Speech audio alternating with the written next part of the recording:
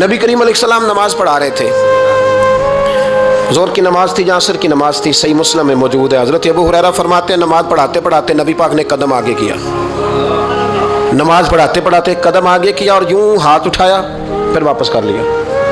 अब नमाज पढ़ के ना तो सलाम फेरा तो सहाबा अर्ज़ करने लगे या रसूल अल्लाह सल्लल्लाहु अलैहि वसल्लम, वो नमाज में पैर भी आगे किया तो हाथ भी उठाया, तो वजह क्या थी? अब पहला सवाल तो ये है कि आप लोग नमाज पढ़ रहे थे या हुजूर को देख रहे थे? तो सहाबा तो पहले ही बताते हैं कि भाई हम तो पहली साफ में नमाज इसलिए पढ़ते थे कि नमाज भी होती रहती थी और चुपके चुपके महबूब की दीद भी होती रहती थी। हुजूर से पूछा या रसूल अल्लाह, वो नमाज पढ़ते पढ़ते कदम आगे बढ़ाया आपने तो फिर पीछे कर लिया, क्या था? और हाथ उठाया तो फिर आपने नीचे कर लिया।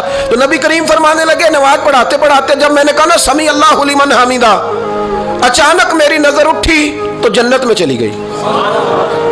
नजर उठी तो जन्नत में, तेरे लिए 2-4 कदम अर्श बरी है। तो महबूब फरमाते हैं जब मेरी ऊपर नजर गई ना तो मैंने देखा कि अंगूरों का एक खोशा लटक रहा है जन्नत में, तो मैंने हाथ बढ़ाया कि तोड़ लूं। हुजूर खड़े हैं मस्जिद नबवी में और फरमाते हैं कि मैं यहाँ खड़े होकर हाथ ऊंचा करूं तो मेरा जन्नत तक पहुंच जाता है। फरमाया मेरा इरादा हुआ कि वो खोशा जन्नत का तोड़ लूं और जरा मैंने पैर आगे बढ़ाया ही था तो मेरे दिल में ख्याल आया कि जन्नत राज है तो राज ही रहनी चाहिए, ये राज खोल गया तो मजा नहीं आएगा।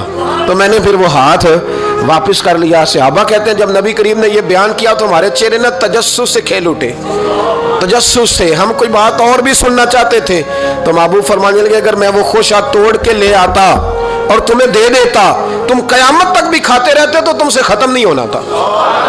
ये सही मुस्लिम की हदीस है। ओ भाई, मेरे रसूल करीम के वाक़या में राज पे शिकवा करना, कहना समझ में नहीं आती कैसे गए थे। तो तू जो चाहे तो हर शब हो मिसाले शब असरा, इसलिए कि तेरे लिए 2-4 कदम